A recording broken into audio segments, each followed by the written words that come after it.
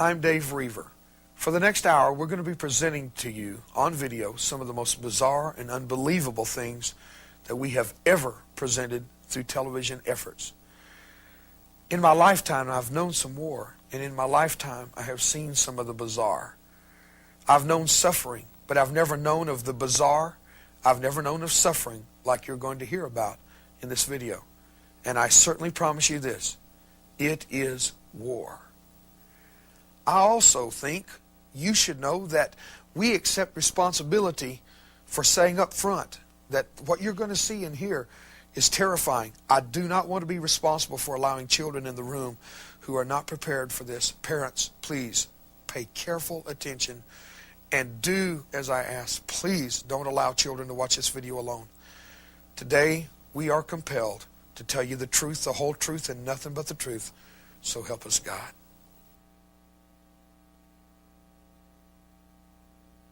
I've been out now for 14 years. I've only been able to laugh, and this is a serious statement, I've only been able to laugh out loud for about 10 years now. As people remember these experiences, they gag, they are nauseous, their entire body remembers what it was like to be there, to see this, to participate in this, to have this done to them. It's not a game. They really believe this. They believe Satan is on their side, and they will hurt you. The rituals that we went through are horrendous, are horrifying to anyone on the outside that even dares dream that something like this could take place.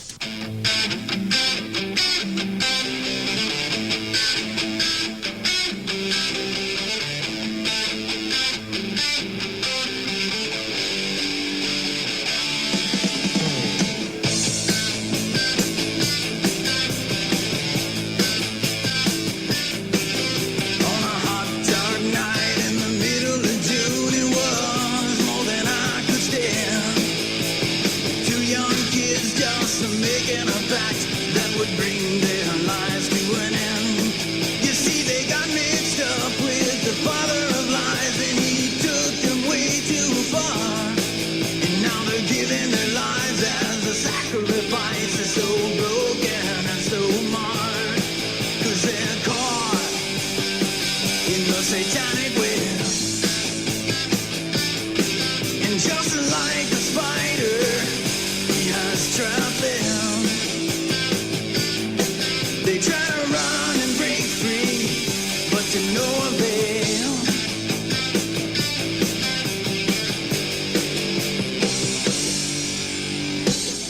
The darkness of Satanism is spreading rapidly today, especially among young people. We see the graffiti symbols everywhere. The evil influences bearing down on teenagers, in the music, and in their lifestyles. The dimensions of this phenomenon have become alarming. In this metroplex, it's my estimate that there's approximately 40,000 practicing Satanists in the metroplex. That does not include pagan organizations, Druids, Wiccans, which are of the right-hand path of witchcraft, not the left-hand path. Dabbling in the occult and its various aspects in this metroplex would have to be over 100,000 individuals. Now that's a conservative estimate. It's not going on in the schools to hear them tell, they're wearing blinders. It's hard to get them to realize it's going on. The teachers are more cooperative because they will call. If they find notes or they hear something going on, they will call us. Our department is getting more involved in the last 8 or 9 months, because we've been getting calls from people that said, we didn't know who to report these things to. There was like 7 or 8 large dogs, Dobermans, Shepherds, that had been killed and hung in a circle, their heads cut, blood drained. And the guy said, well, that happened 6 months ago, but we didn't know who to report it to. 85% of the teenagers in high school in Western Europe have been exposed to hardcore Satanism. That's an unbelievable figure. Here in America, I do not believe those figures are that high, but I would venture to say that 40% of the kids. Most teens involved in Satanism are dabblers. They wear the clothes, try a few rituals, and listen to the heavy metal bands. But some go further. Of these, the self-styled Satanists can be the most dangerous because they never join a cult. They are unpredictable and volatile. Sean Sellers murdered a store clerk for a thrill, then his own parents. Richard Ramirez, convicted as the Night Stalker killer, worked alone in the name of Satan. It took the jury 22 days to find Richard Ramirez guilty of all 13 murders and 30 related felonies he was charged with. Ramirez declined to be present for the verdict. Thus ended the year-long trial of the Texas drifter accused of being the Night Stalker, the serial killer who once terrorized Southern California. All but one of the brutal murders took place in the summer of '85. The killer was dubbed the Night Stalker because he broke into his victims' homes and attacked them while they slept, shooting, stabbing, beating them to death. In some cases, wives were raped after their husbands had been murdered. Victims were robbed, survivors forced to swear to Satan, and sometimes pentagrams, symbols of devil worship, were left behind, scrawled on walls or bodies. Fear spread throughout Southern California as the death toll reached 13. I'm very upset. It's frightening and I'm scared. Everybody is real edgy. We have diligently tried to lock all the doors and windows. Gun sales doubled. A hunt was launched for the man in the police sketch. And Richard Ramirez was finally captured by an angry mob in an East Los Angeles Hispanic neighborhood. Hail Satan. In court, Ramirez was defiant. A guard said Ramirez posted pictures of a victim in his jail cell, declaring, "There is blood behind the Night Stalker." Defense attorneys said Ramirez was a victim of mistaken identity, but witnesses and fingerprints tied him to the murders and ultimately sealed his conviction. Now the court will decide the fate of Ramirez, whether he's sentenced to death or life in prison.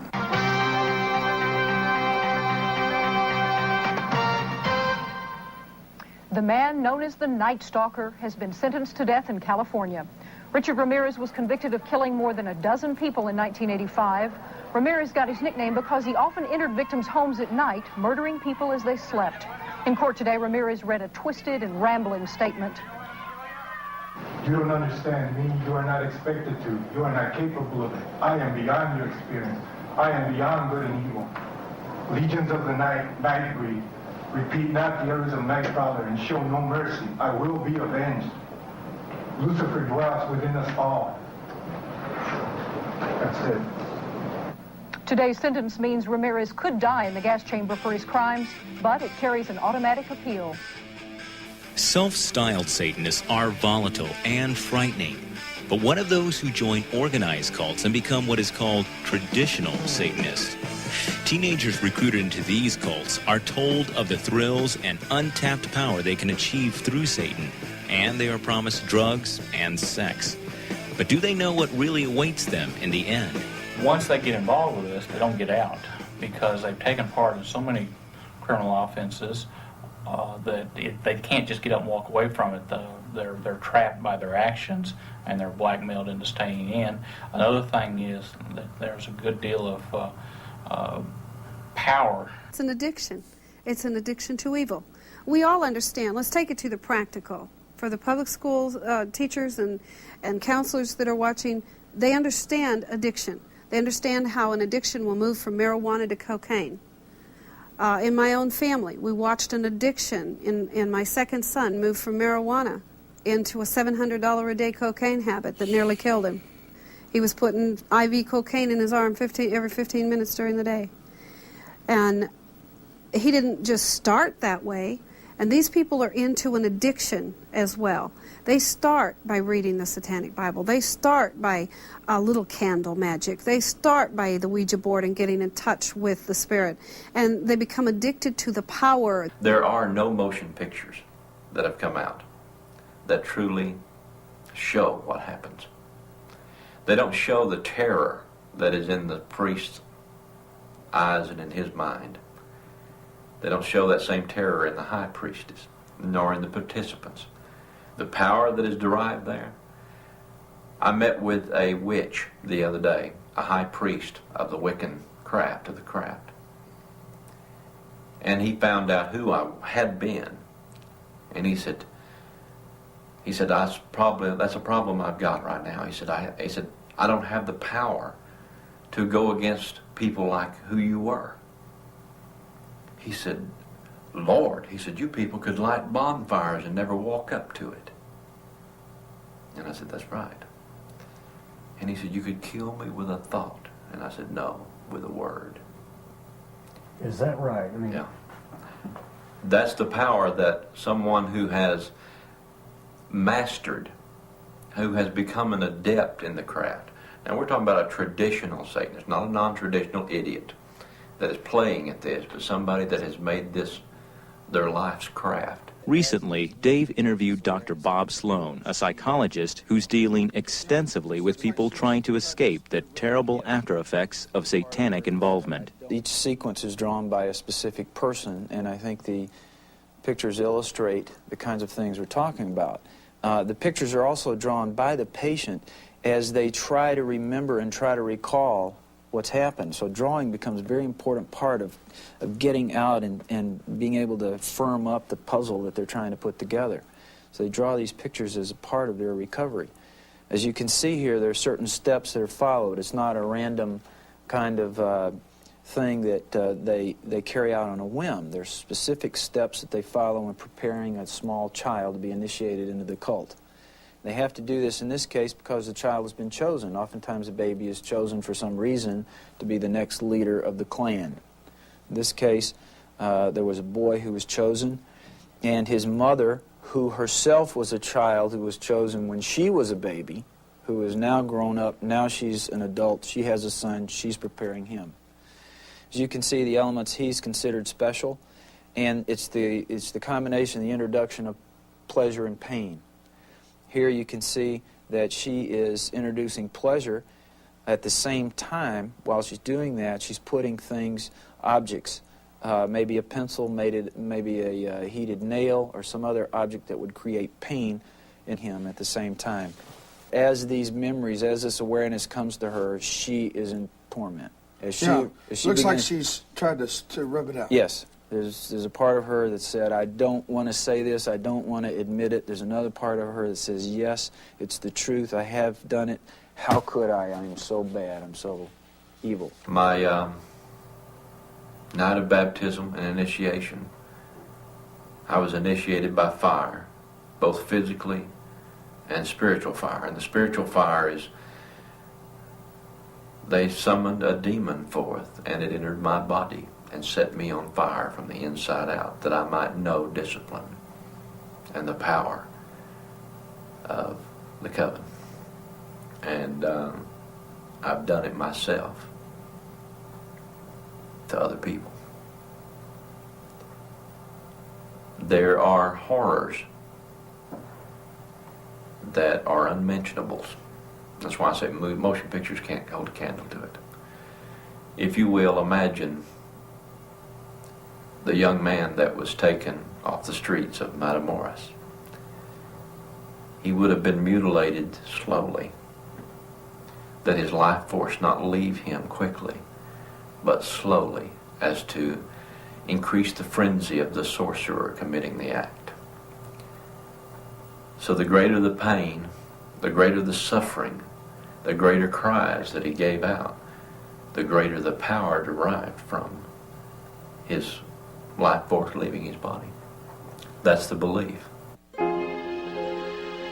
Some of Dr. Sloan's patients also speak of the terrors of Satanism. These pictures were drawn by adults remembering things they had long ago repressed, things done to them as children when they had been forced to take part in cult rituals. The following is but one example of a satanic sacrifice. This is a typical kind of ritual which involves the kidnapping of children.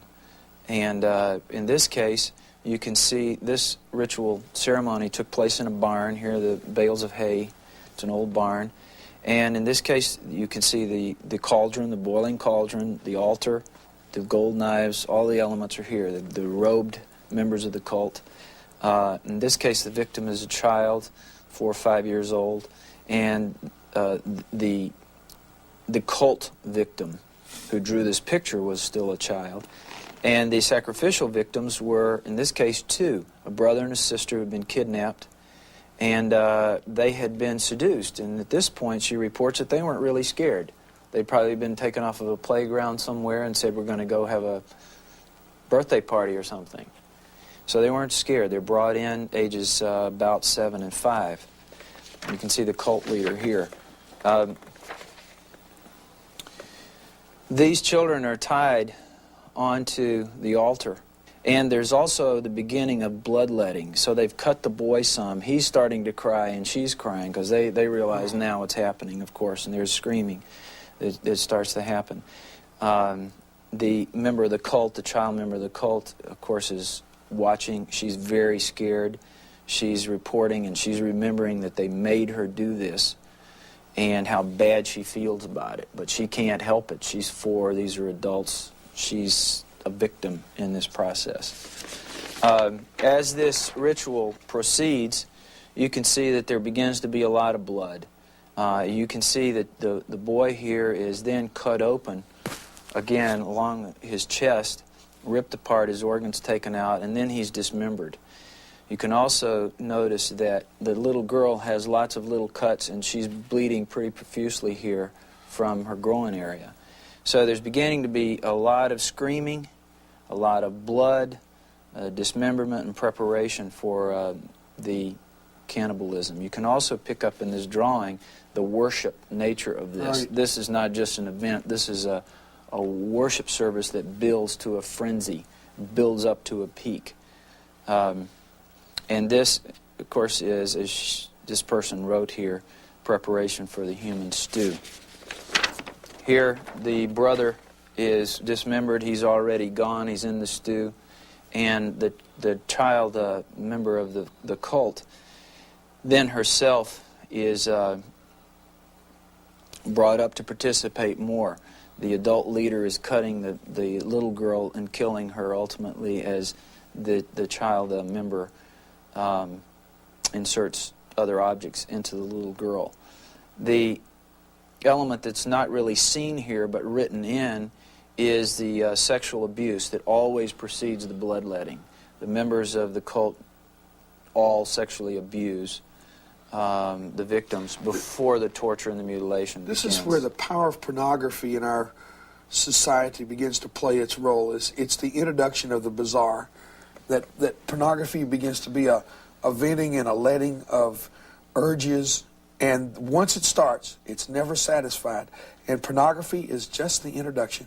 It's the little door to open to the mind. Well, pornography, of course, is an addiction, and pornography, sexual stimulation, it stimulates the same part of the brain, the pleasure center, that cocaine stimulates. It's addictive. And, of course, sexual stimulation and the unfettered expression of sexual fantasy is a part of all of these. No restraint. Just absolutely not. Anything goes. As you know, the Satanic theology is the reverse of Christian theology. Love is bad. Life is bad. Hate is good. Death is good. So there's the kind of the breaking down of any limits on fantasy and imagination, and what the theology of Satanism does is says no holds barred, and evil is expressed. Evil is good. That's their role. There are scores of painful stories like these from people who have lived a hellish nightmare. One of Dr. Sloan's patients tells of having to watch an actual crucifixion conducted at Easter time, when coven leaders kidnapped a young man, nailed him to a cross, mutilated him, branded him with irons, and then threw him alive into their bonfire.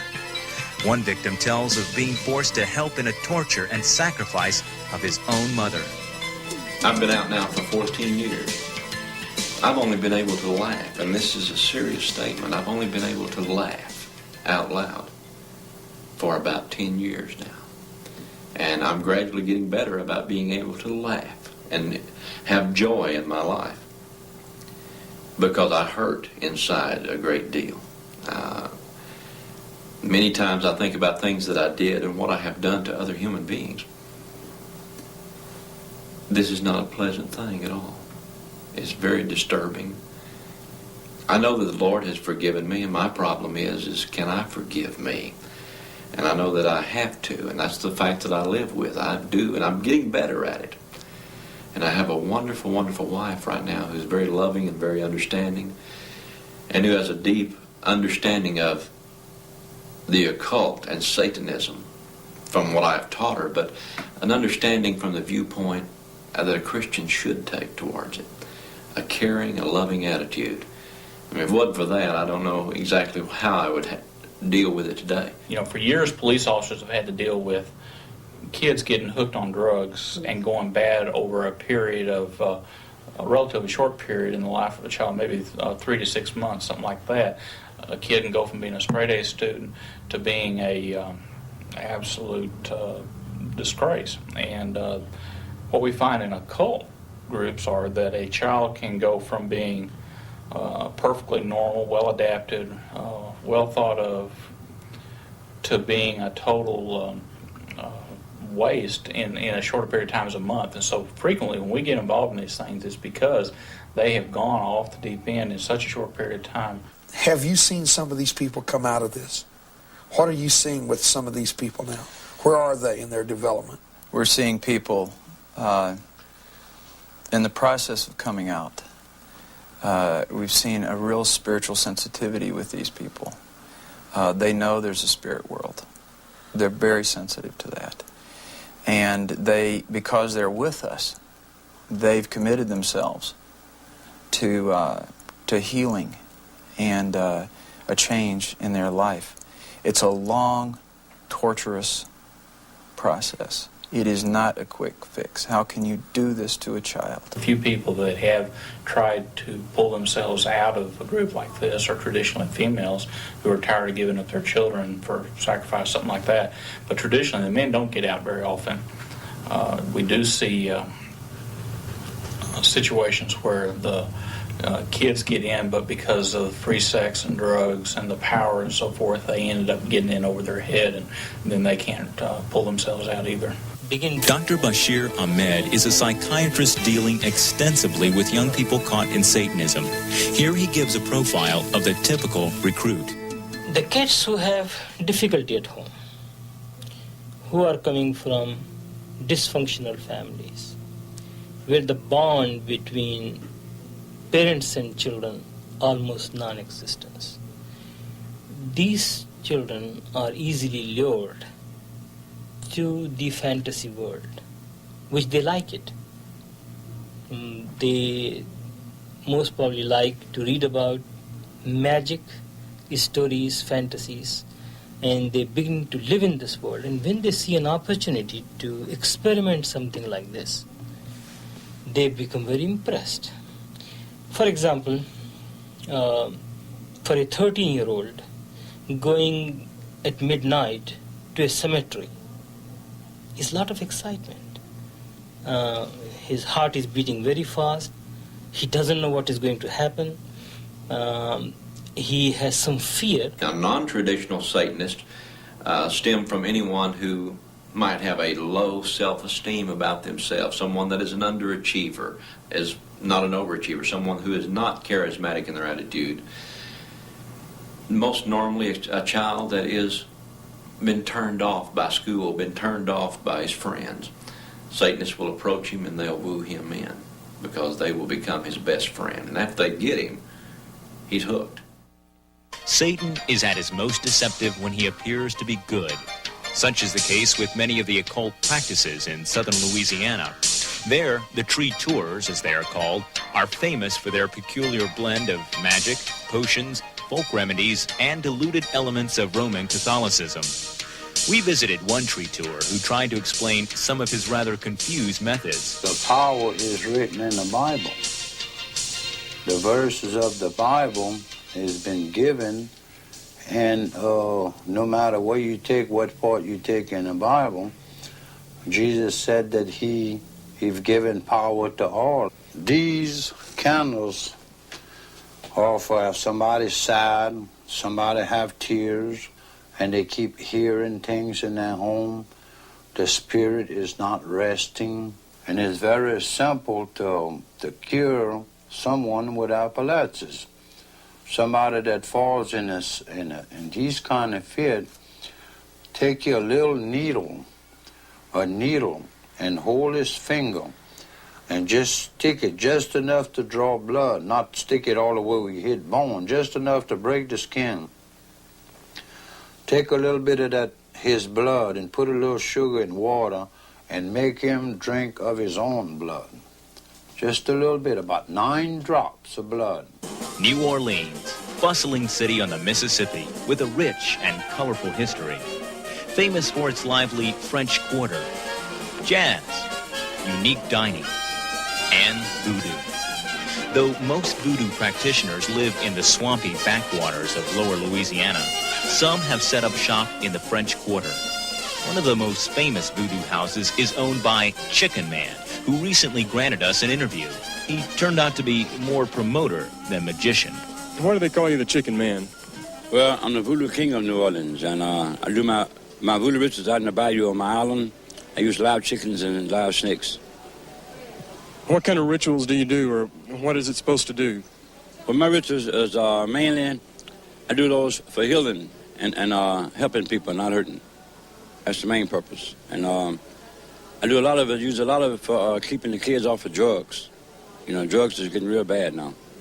Well, what kind of rituals do you do for drugs, or that? Explain just some of the rituals a little bit. Well, I get pieces of seeds from the bayou. And at night we do our rituals, put all the seeds in a big circle.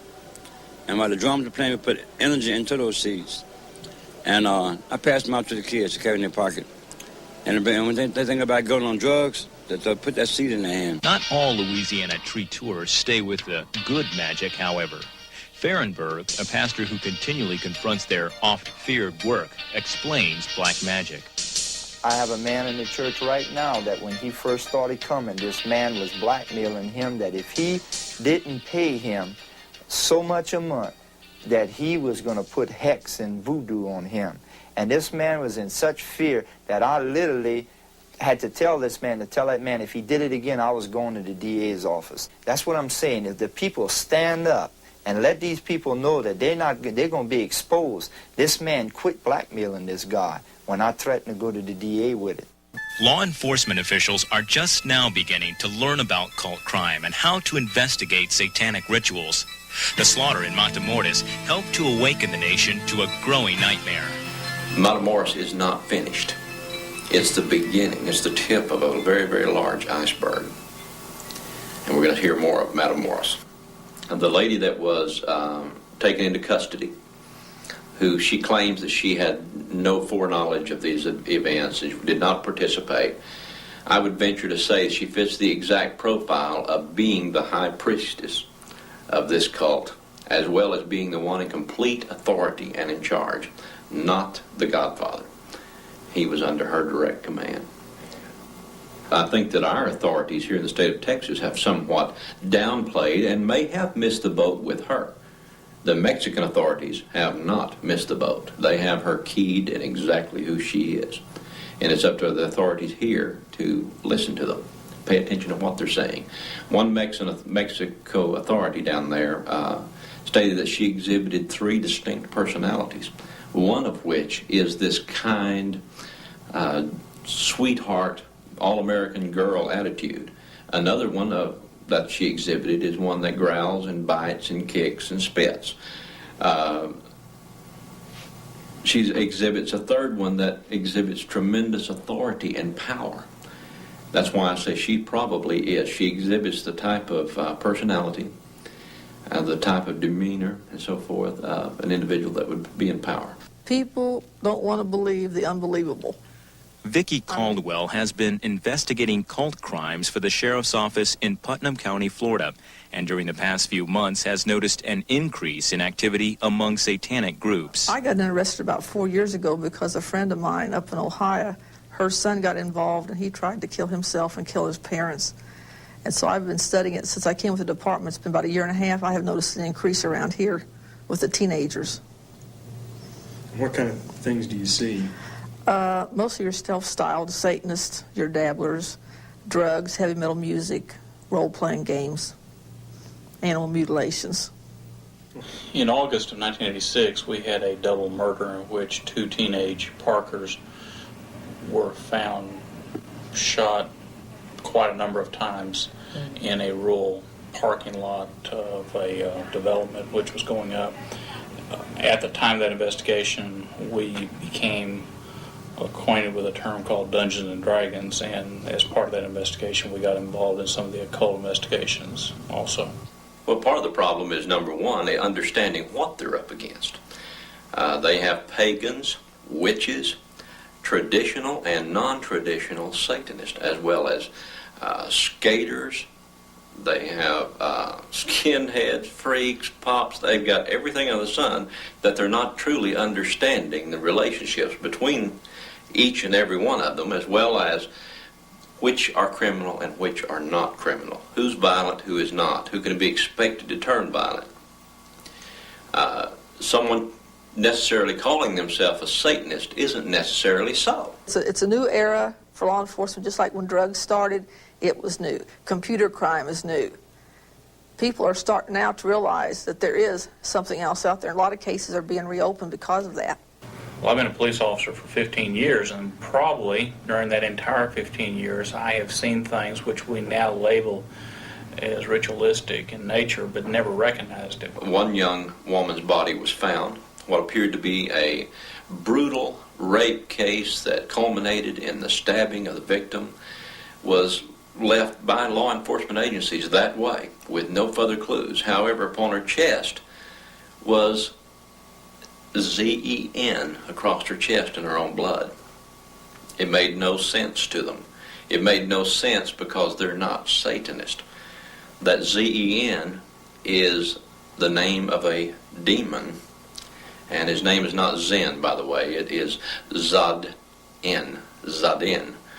And that demonic entity is who she was sacrificed to, and had they known that, it would have led them in the direction of searching for a Satanist. The most frightening fact of all is that Satanists today have encroached into every level of society, a dangerous and unseen force. Lawyers, politicians,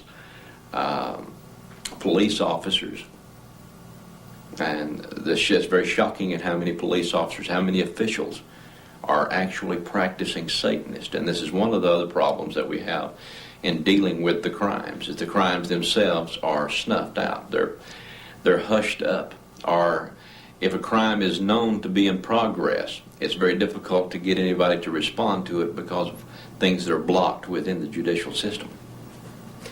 By Satanists? By Satanists. These people are in every strata of society. We're talking doctors, we're talking lawyers, we're talking a lot of Christian ministers who preach a sermon perhaps on Sunday morning and are involved in satanic rituals the night before. We're talking elders and Sunday school superintendents. I'm mentioning the cases that I am aware of. And as you've studied this yourself and read the literature, you know that people at every level and every profession, successful business people, psychologists, doctors, law enforcement people, are involved in this kind of thing. It's unnerving. We've had notes written about Satan on walls in schools. You know, that my God's better than your God and all this. We had one note, you're welcome to a bloodbath ritual. Be there at 11:54 for the gatekeeper of hell to appear. Bring your set clothes or black sheets. This is what's going on in basically the schools. Usually, it's very secretive. As far as the kids go, you know, they don't know anything. They haven't done anything. Parents usually think, my kid just going through a phase. Invited to a party, he couldn't believe that it had happened to him. Well, how could someone so nice and someone so cool really wanna be his friend? You see, it started out just talking about power that comes from within. Soon pentagrams, satanic metal jams, and the evil to no end. 'Cause they're caught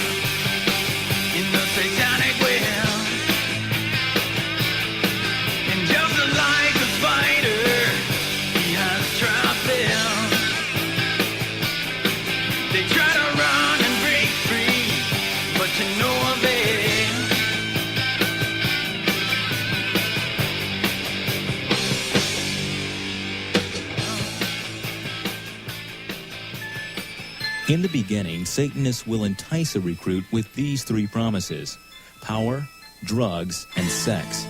Most teenagers recruited into Satanism are boys, drawn by the violent images and rituals and by the fear they can cause in others. Yet without heavy involvement in drugs, most of these recruits would not be able to go on. Most of the time, like I said, there's drugs involved. Just because you're taking drugs does not necessarily mean you're into Satanism. But 9 times out of 10, Satanists are into drugs. I have not seen in my practice any adolescent who have gone to the cult activity without using drugs. As a non-traditionalist begins to get deeper into drugs and more deeper into his known craft and seeking after the powers, he loses sight of reality completely.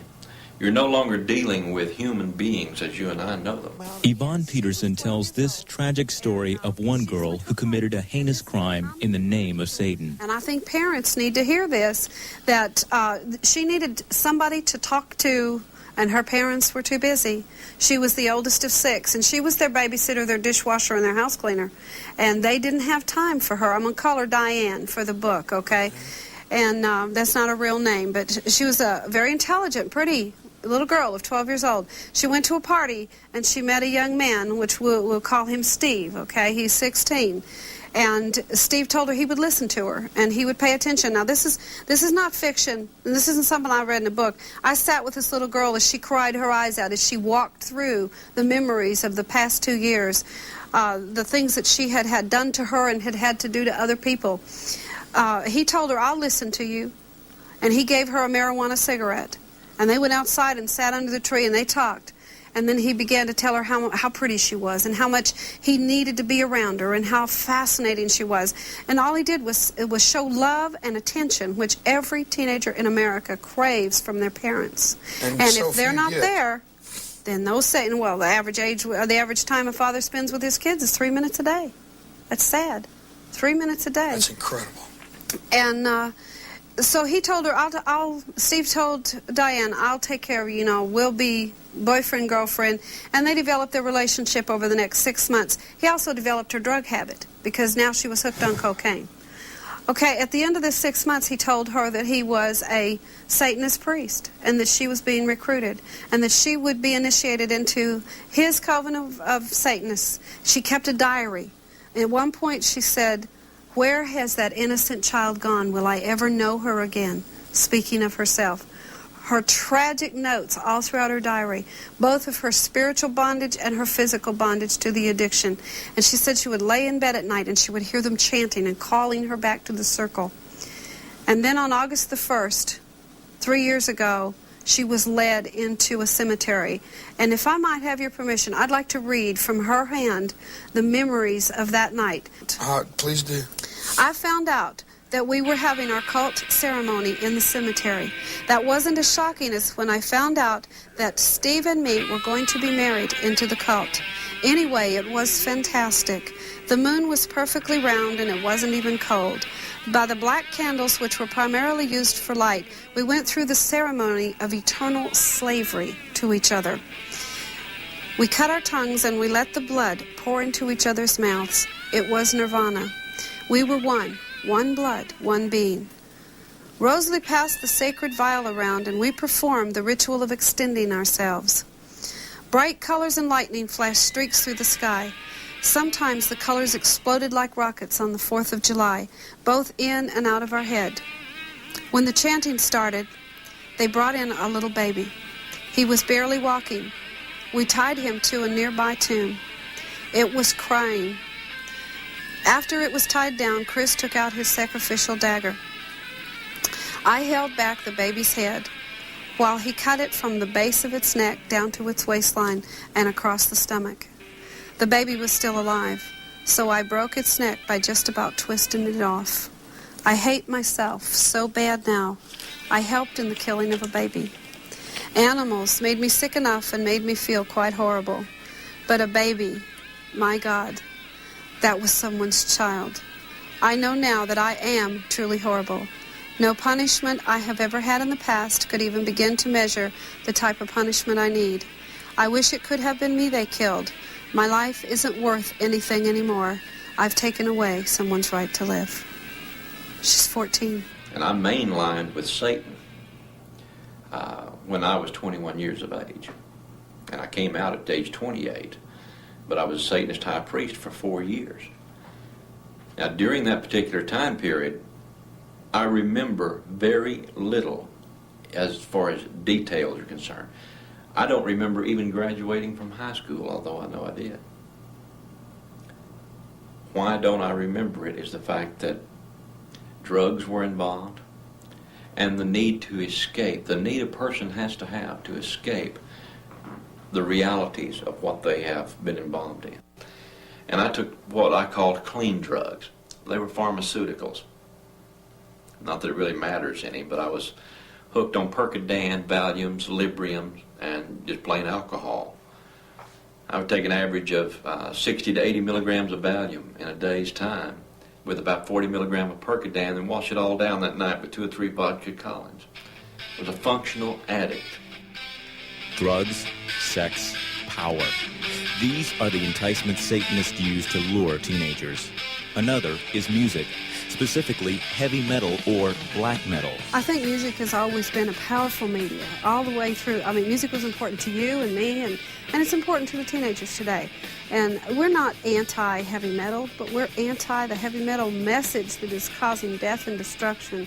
And the symbols that they're using are so blatantly occultic that it's very difficult for us to overlook that kind of thing.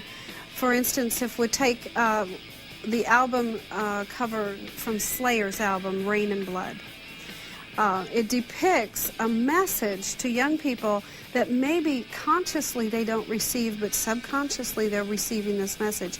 On the front of this album cover, Satan is depicted as a goat, which is very familiar to the Satanists. They know that that would be, the goat would represent Satan. And he is seated on a wooden throne. And the wooden throne is being supported by 2 people.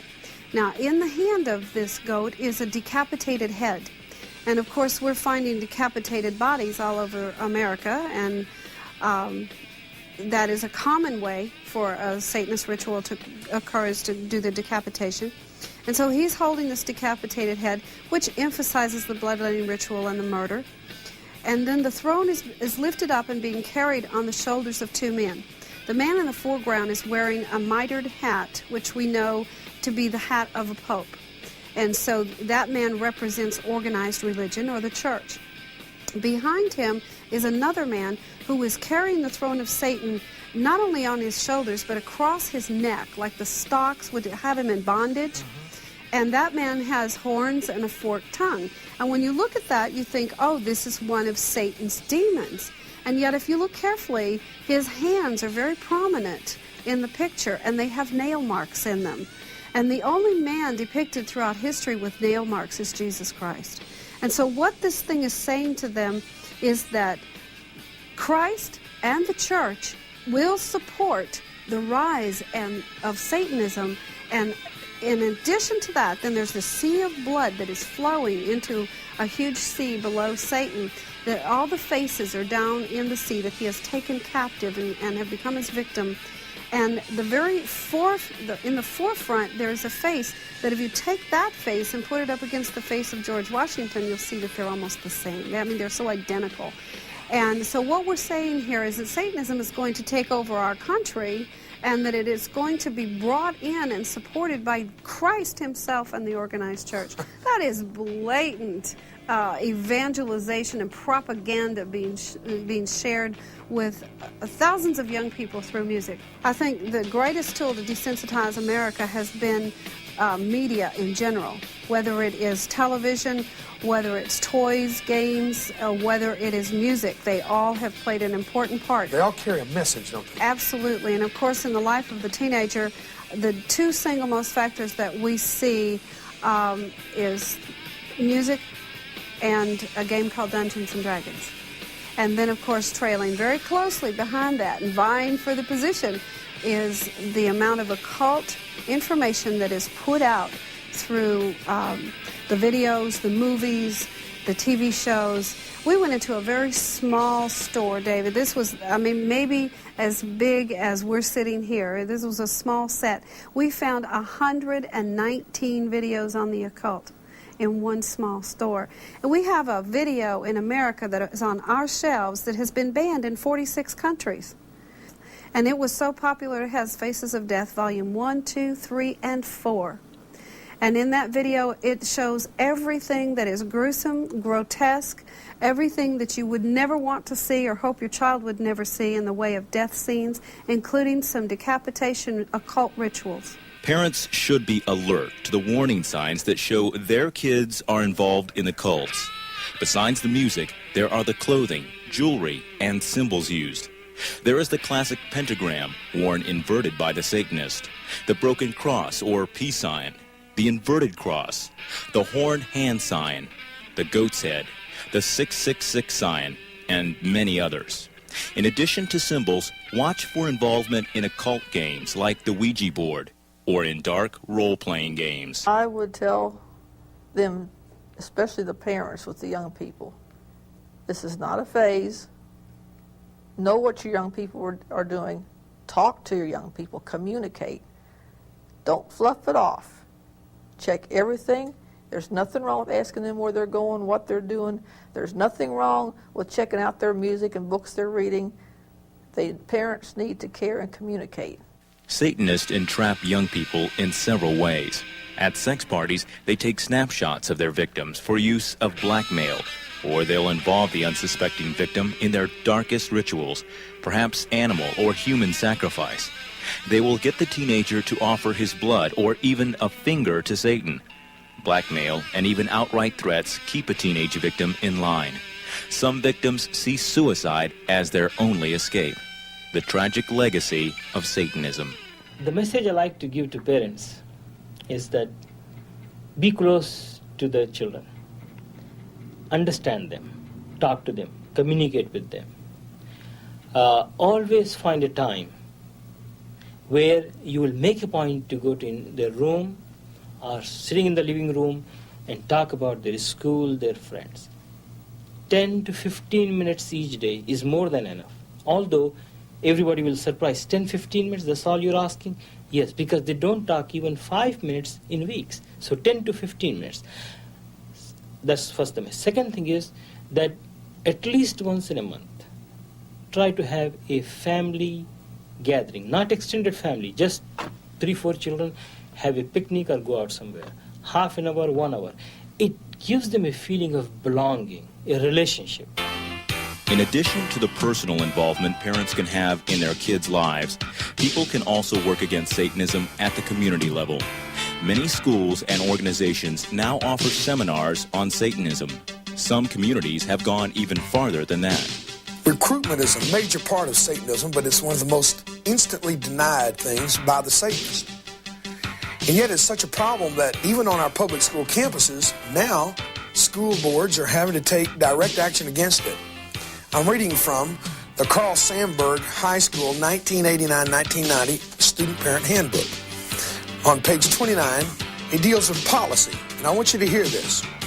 The Board of Education hereby finds that the presence of Satanism and related activities has surfaced in society and that such practices, when present or urged upon other students, cause material interference within a public high school district in that such practices foster anti-social values and attitudes and endangers the health, safety, and welfare of students. Carl Sandburg High School is the number 3 school academically in the United States. It's in Chicago. Now listen, no student shall engage in any Satanism-related activity, including but not limited to the following. Number 1, soliciting others for membership in any satanic group or participation in any satanic-related ritual or practice, inciting other students to act with physical violence upon any other person or living thing. Thirdly, they are not permitted to wear, use, distribute, display, or sell any clothing, jewelry, emblem, badge, sign, or other item which is commonly associated with the affiliation with or practice of Satanism. What I'm trying to say to you is these three areas of recruitment, high school campuses, military bases, daycare centers, I'm most obviously connected with, first, the high school campus, and then secondly, the military base. My point, though, is that so much activity is now taking place that school boards are having to enact policies in how to deal with it. This isn't relegated to the big city of Chicago only. Here's something you should see from a town in our community, Arlington, Texas. Well, this Halloween, you might see a scarecrow in the halls of Arlington schools, but you won't see kids wearing scary costumes. The school district is banning skulls, witches, brooms, and the like because of parent concerns that some Halloween costumes can be linked to devil worship and satanic cults. Channel 4's Ken Capps has more on that story. Playful screams on Arlington playgrounds mean back to school and recess. But there won't be any shrieks or screams by these kids clothed in goblin garb this Halloween. Ghosts and skeletons and other scary characters are expelled. And when you see children in elementary levels coming with Freddy Krueger and their fingers have the knives or whatever he has, and the grossness of the costumes, we thought we can do better than that. Atherton Principal Shirley Cole has her kids decorating a school display area with pressed leaves and a stuffed scarecrow. Autumn, not Halloween, will be emphasized. Kids in Arlington will still dress up on October 31st, but they'll be playing the parts of their favorite book characters. October is book month. Which will do two things. It'll give those children an opportunity to dress in costume, but it also will encourage them to read. Satan exacts an agonizing toll in the lives of those who are trapped and in the lives of those who help them escape. Yet those we have interviewed expressed a profound hope for those who want to escape. You have your rehabilitation and your counselors, but it's going to take something stronger in some of these cases. And a good old-fashioned prayer meeting wouldn't hurt anything. There's hope for me, there's hope for everyone. I don't care what the situation. So the number one importance is the cohesive relationship among the family members. In the kid who has some belief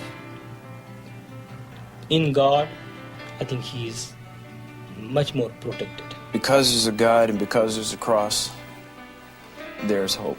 And that's not a second-handed hope. I had a choice to make, and I chose life. I knew I was about to die and that I was going to hell. What the Satanist is looking for in the long term, he's looking for God. He's looking for that thing that he can worship. And until he finds it, until he gets reconciliation with what he's looking for, then there is no freedom.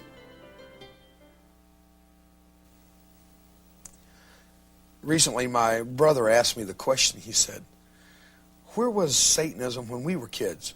Why didn't we get into it? Why didn't we know about it? It really is a more recent phenomenon on the social life of the students and the kids of America. In looking at what you have just seen, consider it. Remember what's been said. Remember the people. They're everyday people. Many of those people never intended to ever be sitting on a television stage or set and talk about Satanism. We've done our best in researching these people to qualify both their character and their claims. We believe in them, that they've been honest with you and with us. I've asked my brother to join me and give a few of his thoughts on what he's seen. A man I hold in great esteem. He's general manager of this corporation, and when we went into this thing together, we didn't go into it foolishly or with some kind of entertainment in mind. We went in with a cause. Al Reaver, I'm glad you're with me. Actually, I went into my part of it with fear and trembling, because there's a fine line between glorifying something that you really are only trying to give information on and just giving information. And I feel like that our television department has done a good job in staying on the right side of that line. I'm sure that there are some who have watched the video and they have a question in the back of their mind, and they're saying to themselves, does this prove the existence of Satan? Well, see, that's not the question that we were approaching. That's not what we were trying to do. We weren't trying to prove anything. Yeah. What we were trying to do, and I feel have accomplished, is we have shown that Satanism is very real. The consequences of Satanism are very real. There are really hurting people because of the presence and the activities of Satanism. Now, where a person goes with that is something that they're going to have to deal with internally. They're going to have to ask themselves some very serious questions. But the signs, the evidences, the things that are going on around, and especially on high school campuses, things that I've seen where normally I just drive onto a school campus, and let my teenager out and drive off. The other day I drove onto the campus and I looked over, and under a tree was a large group of young people, all of them, every single one of them dressed in black. And I thought, there's no reason for that unless, and then it clicked. There's probably something going on. Did you know, Dave, I watched it over a period of days, and one day as I drove by, I saw two boys there fighting. Everybody just standing there looking, just grinning. And when I say fighting, I don't mean just kind of hugging and rolling around in the dirt. One of them was holding the other one's jacket over his head and was kicking him in the stomach. It was vicious, it was cruel, and it went exactly in line. I slowed down, almost came to a stop to see if there was anything to do, and he let the boy go, and the boy took off running. But just to see and know what is happening on our high school campuses ought to put the fear into people, and enough to start to take some action.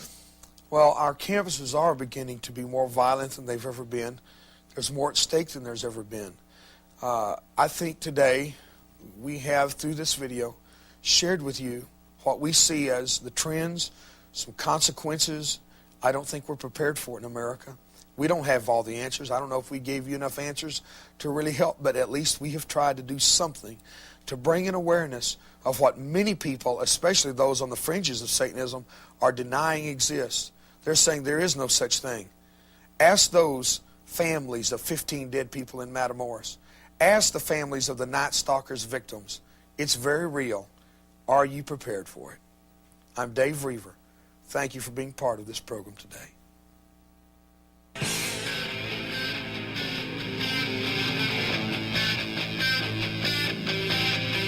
Pretty young girl in a strange new world of power and deceit.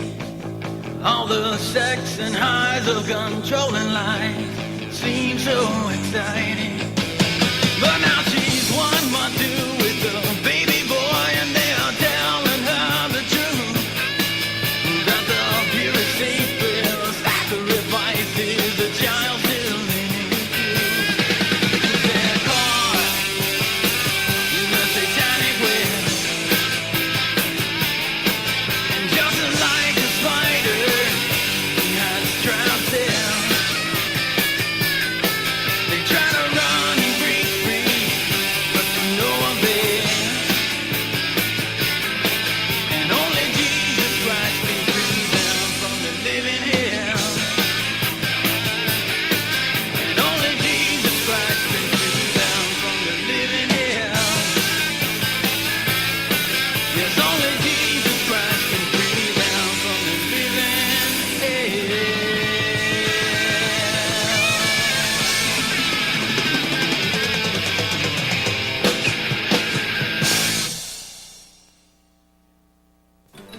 Now, a preview of other powerful videos from Dave Reaver. I'm going to tell you what America really needs. You ready to hear this? America really needs one confirmed case of a pregnant teenage boy. Whoa! Hey, wait. No, hold it. I don't see many of you macho men clapping. Come on, son. I mean, if you're going to boast of your sexual exploits, surely you ought to be just as willing to accept responsibility for those exploits. Doesn't it sound good to have it? Oh, I still haven't convinced you guys. Speaking to 300,000 teenage students a year in scores of high schools and junior highs across the country, Dave Reaver is telling the kids of America what they need to hear on Davey, the high school experience. When I got there, the doctor said, no, you can't go in that room. He said, we're still trying to get his brains in his head. He said, Mr. Reaver, someone ought to be telling these kids drinking and driving isn't worth it. I wish I'd got to that kid a little earlier. And I'm asking you to look before you leap, man. Don't go do something stupid because it feels good. There's more to life than feeling good now. You understand me, students? I'm not being paid to say what I'm saying. I'm saying it because somebody's got to get up in your face and love you enough to be honest, and I will gladly be that one. Dave Reaver pulls no punches in reaching out to this lost and confused generation of troubled teenagers. See this tremendous event captured on videotape. Davey, the high school experience. Thank you. I love you. Thank you.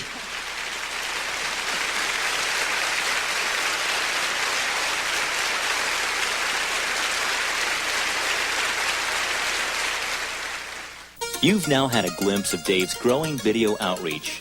The videos you've just seen, plus many other exciting tapes and books, are available by calling toll-free 1-800-87-DAVEY or by writing P.O. Box 136-100, Fort Worth 76136.